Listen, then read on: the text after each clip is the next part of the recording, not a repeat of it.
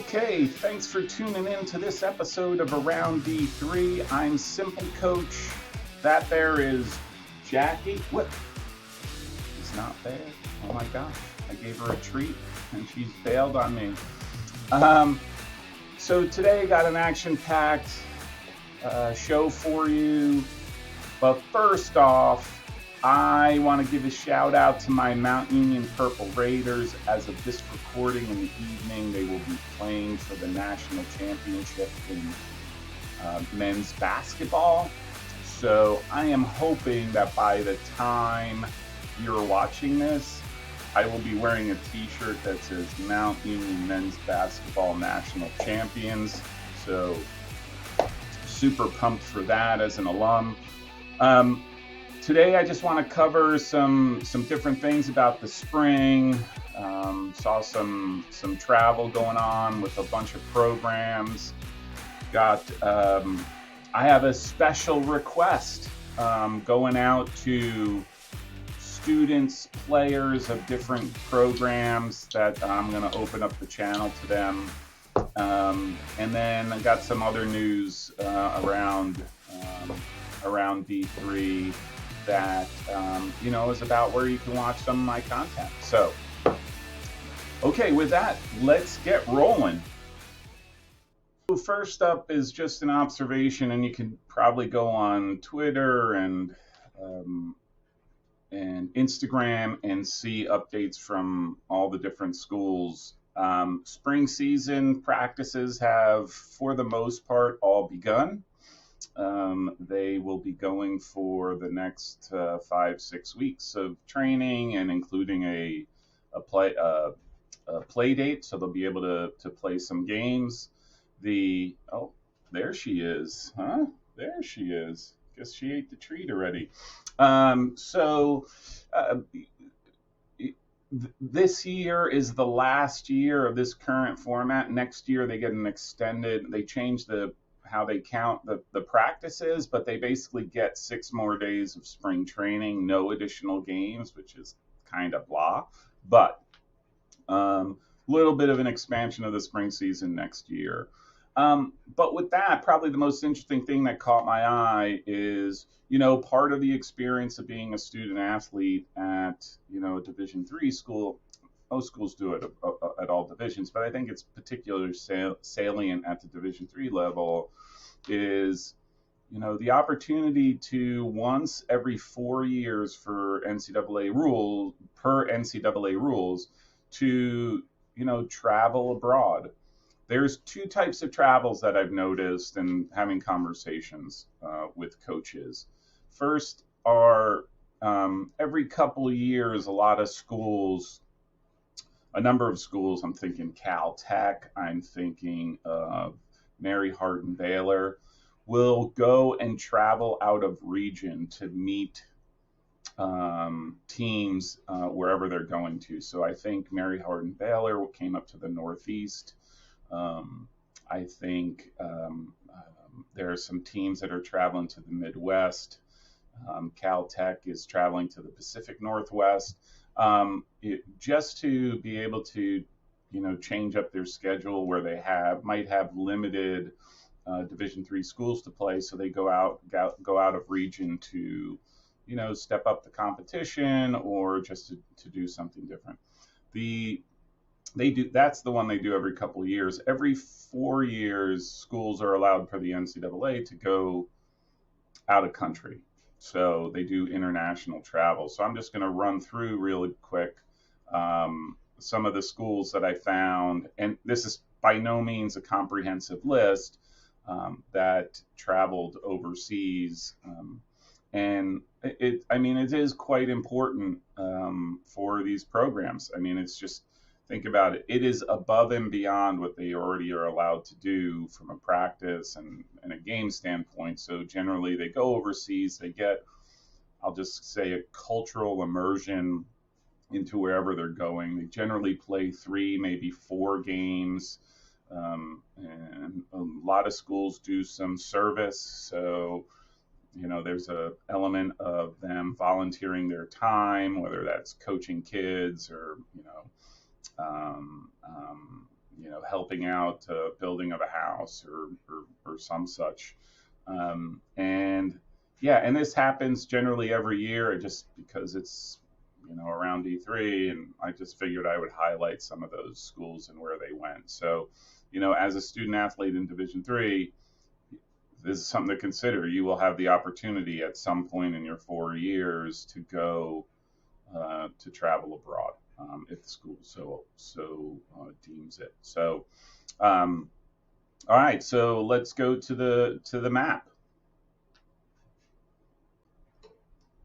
So I put together this map of the world, and put some of the schools and where they travel to. Like I said, this is by no means a comprehensive list, and I'm not pretending to. And I'm sure there's more schools that went to places, but these are just some that I noticed through my feed and decided to take note. So John Carroll University men's went to England. Central men and women went to the Netherlands and Germany. Alma College went to Spain. Russell Sage men's and women's went to Spain. They visited Barcelona, Zaragoza. North Central, they went to Italy, which is no surprise. Case Western Reserve went to women went to South Africa.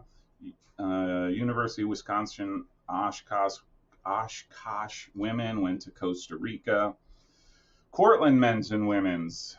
Steve Axtell and his wife, who is the head women's coach, ended up going to Italy. Wittenberg women to Costa Rica. University of Chicago, the men's team, national champions, went to Brazil. Widener men's, that outstanding program from this past year, visited Costa Rica. Clarkson men, shout out to Ben Choi, went to Spain, my stomping grounds. Wisconsin Lutheran men went to England and Scotland. Ohio Wesleyan is traveling in August, so before preseason, they're going to get their trip in, so they're going to have an extended preseason, basically, is going to Deutschland, to Germany, which I think is a common place for them to go. College of Worcester men left me hanging in the airport and traveled to to South America. East Texas Baptist went to another trip to Spain. Nazareth College men are going to Spain as well. Rochester Institute of Technology visited Costa Rica. And then Elizabethtown men visited England. Got a few more. Denison hitting Costa Rica. Augsburg, Costa Rica. Living Pura Vida is a popular destination, it seems. Stevens women traveled to England. Eastern Connecticut State men's went to England as well. Bethel University women have traveled to Brazil. And SUNY New Paltz is also taking in some Pura Vida and going to Costa Rica.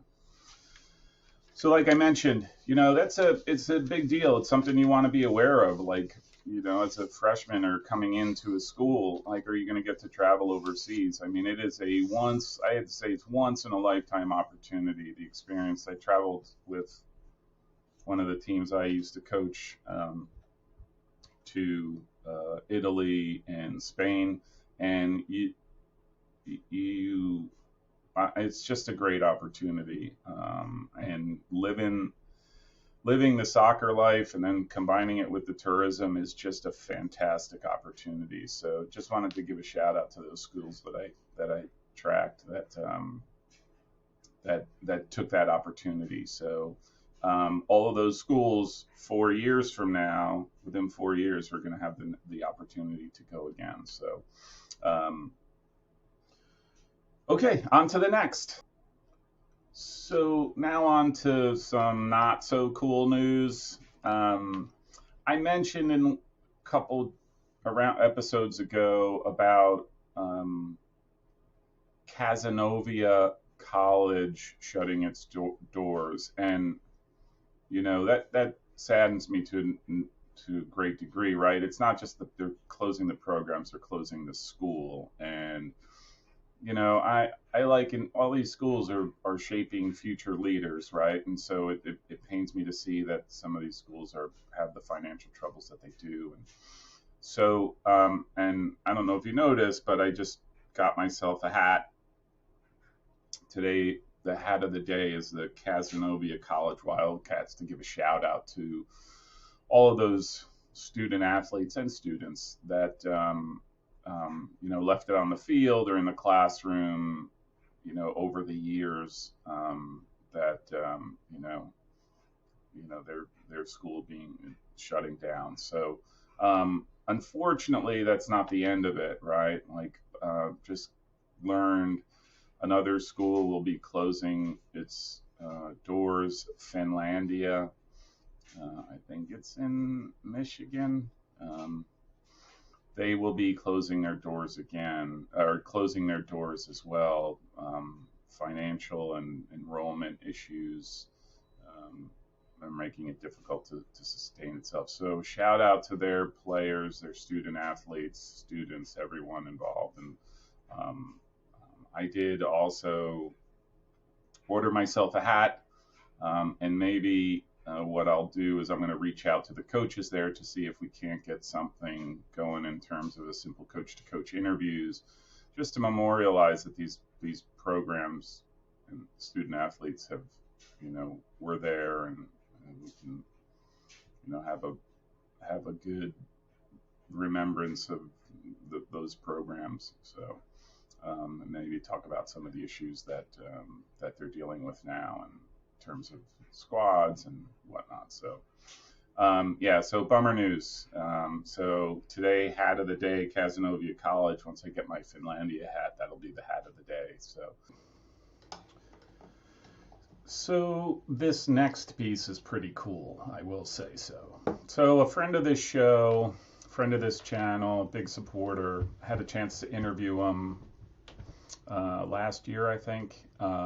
Really gracious, really knows his stuff, and to boot is hugely successful, right? There's no doubt about his capability as a coach just because of the results he's had. I mean, 11 trips to the NCAA, 2 conference championships, 4 NCAA Sweet 16s, 2 Elite Eights, 3-time Regional Coach of the Year, 2-time Conference Coach of the Year.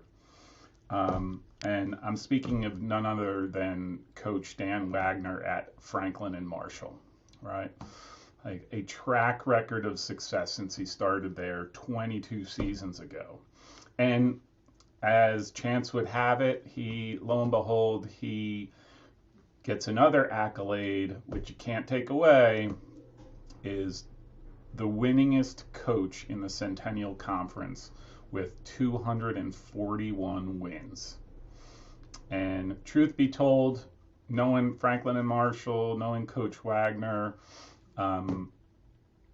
that number is just going to keep going up, because they are, like I said, there is no arguing with the success that they've had and will continue to have under his leadership. So congrats and hats off to Coach Wagner. So for this segment, I just wanted to talk a little bit about soccer stadiums. If you were, coming up in the 90s and 80s, or 80s, 90s, and when the internet was just sort of starting to develop, and hung out a lot at bigsoccer.com, one of the things that got everyone charged up were the artist renderings of future MLS stadiums and what that would be, what it would mean, and you'd have all these debates, and it was pretty cool. So I think my fascination with them continues to this day. Playing in the 80s, a lot of teams, right? Like, you were lucky to have a patch of grass that, was manicured and was playable. And because very few teams had what I'll call their own stadium, right? Lots of times it was literally carved out of a, almost like pasture-like setting. Put some benches, some bleachers, and there you go. And it was very rare to go to schools that had soccer-specific stadiums. I'm thinking Ohio Wesleyan was a case in point, where you showed up and played on a perfectly manicured field in a stadium setting, and it was a real deal. And I'll say at some point, a lot of schools obviously migrated into football stadiums where they would install turf, and which was fine. But I'm going to say I've been putting my stake in the ground and saying that I think it's time that where doable, where possible, like I think it's time for schools to have their own soccer stadiums, right? I think it's a catalyst for schools to really put a premium on their soccer recruiting aspects. So, this past week I had the opportunity to talk with Coach Garno in a Simple Coach to Coach interview, and he made me aware of some things that they're doing at RIT and building their stadium. They already have a field, but there's a big project underway, and I managed to go look at the renderings, and I just figured I'd have to share. And I actually think, and I will say, to one degree or another, this is sort of like the future of where Division III soccer, I think, needs to go. And I'm going to throw in lacrosse there as well, because I'm not opposed to, maximizing the usage out of it. So I think it would be a natural thing for it to be soccer lacrosse stadium, right? So with that, I'm going to pop up this picture, this beauty. I mean, it is beautiful. So this is the new RIT stadium. I think they just got funding, and this is the architectural drawing. And I will just say it looks fantabulous, right? Super fantastic. It has locker rooms, offices, you name it, stands, and it's going to augment what they currently have. The field is already in place, and I'm not saying to this degree, but the remarkable thing is that this is the sort of thing that I think schools should be doing, right? And working towards building something a little bit more permanent than what a lot of schools have. And I'm not saying that the field surfaces are not great, but when you think about the other sports and what they have access to, like, it's time to step up that level, I think, with the soccer programs and lacrosse programs as well. So, and you see a lot of this, obviously. I'm hitting the easy button on the financing piece of it, right? There's a lot of fundraising, capital campaign issues that have to be dealt with, all that kind of stuff. So I'm totally acknowledging that. But you see a lot of, if you go to a lot of schools, and again, some Division III schools, the amount of focus that's been placed on the infrastructure to support these programs is just, remarkable. And what RIT is doing, I think, is another example of that. So simply beautiful. I mentioned when it opens, I think I'm going to have to get up there because it's so special, and maybe I'll do special Fields of Dreams just for that, because it's, it makes me giddy, like. Okay, so, if you're a follower of this channel or not a follower, you just sort of hop in and check out the videos. I'm sure you've seen some episodes of what I call Fields of Dreams, where if I just so happen to be visiting a campus, I walk around, I take videos, make some commentary, and then end up at the soccer field and sort of show it. I would love to be able to say that I can visit all 430 colleges and universities in Division III and be able to do one Fields of Dreams for each. But I don't have an RV, and nor do I have the time, maybe energy, I don't know, to go visit them all and do an episode on each. So I just so happened to, I received a comment on the channel to something that I thought, wow, that's a pretty cool idea. One of the comment was, hey, you should ask, students, student athletes to do their Fields of Dreams of their school. So I thought about it. I thought, wow, that's brilliant. So I'm making a call out to soccer programs out there that may have interest. If you have someone who would love to do a Fields of Dreams in their own way, the only caveat is that the end has to be, hey, we need a tour of the stadium and commentary and whatnot. I would love to do that. So if you have an interest, you have some students who, or some athletes who are into the AV world and would love to do something, I would love to take that and I will post to my channel as a Fields of Dreams in their own way. So consider this a request for wherever you are, even if I've done them before, right? Like I miss tons of stuff just because I have no idea where I'm at. So by all means, if I've done a Fields of Dreams and you think you could do it better, I would fully be willing to. You could email me. I'll put it down, sc149249@aol.com. Shoot me an email. Happy to give you some insights, but would love, love, love to see what someone can do with the Fields of Dreams at their school. So yeah, that would be awesome. If I even get one, that would be fantastic. So, all right. I post at the end of all my videos, subscribe and you can find me. So we're into podcasting, right? So, I mean, if you want to check us out at Spotify, iTunes, a number of different platforms, you can find us there. And whatever content I do for the main channel ends up getting distributed as podcasts. Can also find me on, in anti-social media on Twitter, and I'm trying to do a little bit more on Instagram, still trying to figure that out, how to best post. And then obviously I am on YouTube and goals.tv, GOLZ, which is a new and upcoming site for soccer content. All soccer content, from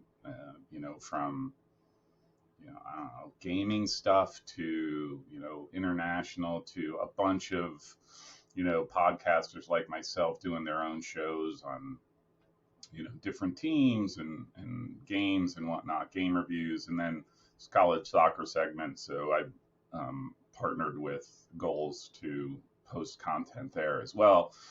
But I don't know why.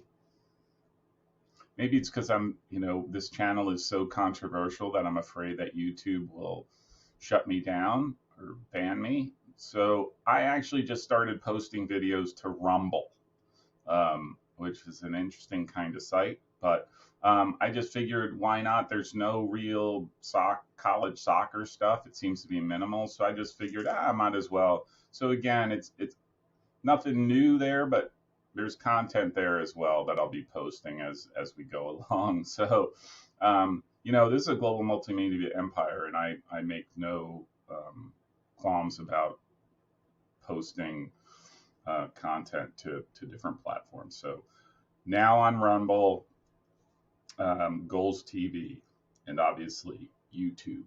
So,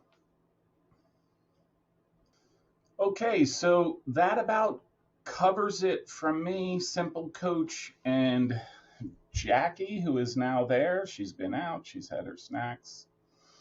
I hope you enjoyed today. It was interesting. Like I said, it's the off season, so it's a little bit hard to find information that I think would be interesting to you all. But I, as I accumulate, I keep a running list, and I think of topics, and so yeah, hopefully we could do another one of these in a month or so as information comes out. If you have tips, leads, even if it's, hey, we're building a stadium too, you want me to show the picture, would love to. By all means, I'm an equal opportunity guy, so nothing is, as long as it's not controversial, I will happily post. So and add to a segment of around D3. I hope the next episode, one of the things that I definitely want to talk about are the spring college showcase tournaments that are popping up all over the place.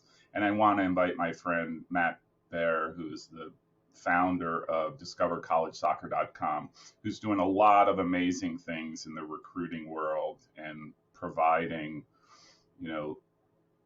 low cost free advice to student athletes who are looking to continue their soccer careers in college, whether it's Division 1, 2, and 3. And he's doing, like I said, some outstanding work, and really think it's a valuable resource to you all. So I'm going to have him on. We're going to talk a little bit about the spring tournaments and sort of this is a pretty important time period for a lot of guys and for a lot of schools. So we'll talk a little bit, do a segment on that. And with that, again, as of this recording, later today, I think tip off is at 4:00. Mount Union Purple Raiders are in the chase for the men's basketball national championship, and I will be screaming and yelling at the TV or cheering them on. So hopefully by the time you're watching this, there will be plenty of celebratory posts and stuff that comes out proclaiming Mount Union as the national championship. So saying a prayer today, lighting some candles, really going full bore. Going to be hanging a Mount Union flag out in front of my house, and yeah. So with that, thanks again for tuning in. Appreciate all the support, all the kind words, your comments, your emails. If I don't get to you, I apologize. They come fast and furious. We got some great content coming up, a bunch of interviews, new interviews coming out, new coaches, and trying to figure out a time where probably the big one that I'm trying to get is a goalkeeper discussion with some Division 3 goalkeeper coaches and we're going to talk about the state of goalkeeping. So yeah, that's coming. So hope you have a great day. Again, thanks for tuning in, and we'll see each other on the next episode.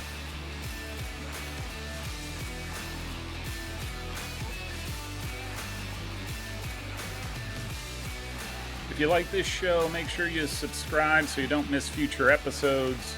You can also find me on anti-social media on Facebook, Twitter, and Instagram. Thanks. This is a message from my Chief Marketing Officer. I think this keeps him happy.